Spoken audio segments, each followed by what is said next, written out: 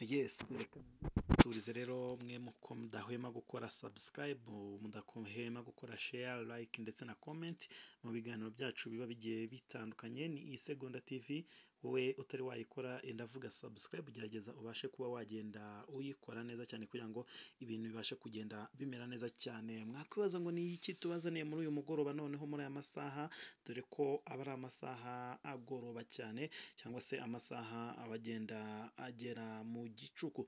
Tuzanye amakuru agiye atandukanye kuri uyu munsi. Shampiyona y'u Rwanda mu bagabo mu cyiciro cya mbere yakomezaga, ari nako igenda igana ku musozo. Ikipe ya Gasogi United KERA KABAYE kubona amanota 3 bigoranye, uyu munsi yaje kuba ifata ikipe yamaze kwigira mu cyiciro cya kabiri Espoir hariya i Rusizi, yitsinda ibitego 3 kusa. Ni ibitego byaje kuba bitsindwa bita na Maripangu Theodore Christian ku minota 57 yaje kuba gitsinda kuri penalty, hakaza Mwiseneza Kevin kuri minota 35 ndetse na Hamisa Hakim ku minota 75. Nako kandi ikipe ya Mukura Victory Sport Rwaziri yo mu karere ka Huye yaje kuba isoza shampiyona itsinda ikipe ya Musanze Victory Sport Rwaziri.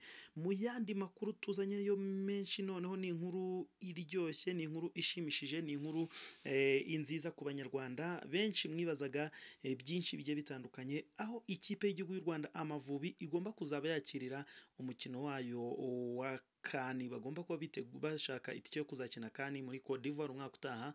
Rero ubu ngubu STADE bazakinaho yaje kuba imenyekana. Ishyirahamwe ry'umupira w'amaguru muri Afurika CAF ryavuze ko STADE ya Huye igomba kuba yakira ino mikino yo guhatana itike yo kuzakina kani. Rero FERWAFA yatangaje ko yamaze kwakira umwanzuro wa CAF wemeza ko STADE ya Huye yujuje ibisabwa. Mwabyumvishe rero mu byinshi byagiye bivugwa muri rusange, twibaza tuti ese ikipe y'u Rwanda Amavubi izakira hehe? Ni ku itariki 18 z'ukwezi kwa gatandatu nibwo bazaba bakira ikipe ya Mozambique cyangwa se Les Mambas. Ikipe ya Mozambique niho y'igihugu ya Mozambique niho bazaba abayakiriye. Ngibyo ibiri kugenda abivugwa mu Rwanda, byinshi tuzagenda tugarukaho ku munsi w'ejo. Mu yandi makuru mu Bwongereza ntago nasoza nakubwiye ko bayita Luton Town, iyi ngiyi bwa mbere kuva mu mwaka w'1991 ikaba izamutse mu cyiciro cya mbere muri shampiyona y'Ubwongereza. Iyi Luton Town ibigeze isezereye Coventry City kuri penalty 6-5 nyuma yo kunganya igitego 1-1. Iyi Luton Town izamukanye niyo bita Burnley ndetse na Sheffield United. Amakuru yo mu Bwongereza ngayo abagenda avugwa. Nyaboneka wowe utari wakora subscribe, utari wadukorera like, utari utaduha na share, utaduha na comment kugira ngo tumenye niba ibiganiro byacu bigenda neza. Nyaboneka twakubwira iki? Wowe komeza ukurikirana ibiganiro byacu. Ni Isegonda TV. Nyaboneka niba ushaka kugira ngo tukwamamarize byinshi cyane bigiye bitandukanye, nyarukira hano mu karere ka Gicumbi, unyarukire mu karere ka Burera, hose tuba tuhabaye cyane bwanyu. Ntacyo twaba tubura. Wowe zana twamamarize. Umuhanga wabuze umukobwa byagenze gute? Umukobwa wabuze umuranga byagenze gute?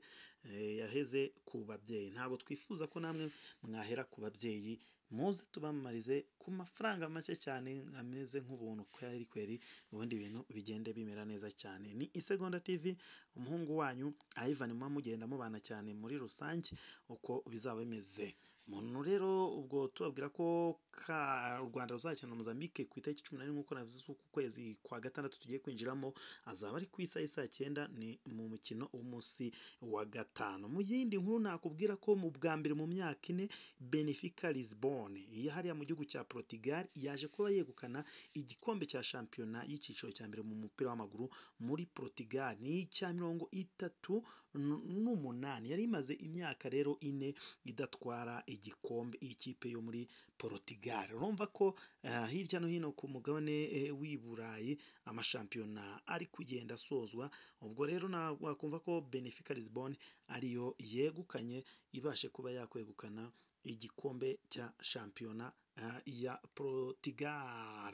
Ngibyo ibigenda bivugwa muri aya masaha hirya no hino mu gihugu, shampiyona zigenda zigana ku musozo cyane. nubyo ngibyo rero wowe komeza ubane natwe cyane ku nshuro ya kane kandi kiyikurikiranya ikipe ya Chelsea y'abagore yegukanye igikombe cya shampiyona y'icyiciro cya mbere mu mupira w'amaguru mu Bwongereza nyuma yo kugitwara ikipe ya Manchester United iri ku mwanya wa kabiri ndetse n'ikipe ya Arsenal yaje ku mwanya wa gatatu. Ngibyo ibiri kugenda bivugwa muri rusange hirya no hino muri rusange uko bihagaze nuko nguko ibintu biragenda bimera neza cyane hirya no hino. No ku munsi w'ejo tuzagenda tubaha byinshi bigiye bitandukanye, byinshi bizaba bivugwa mu gihugu yaba hano mu Rwanda nubwo shampiyona izabisozwa ndetse yewe no hanze yacyo byose tuzagenda tubigarukaho. Ciao.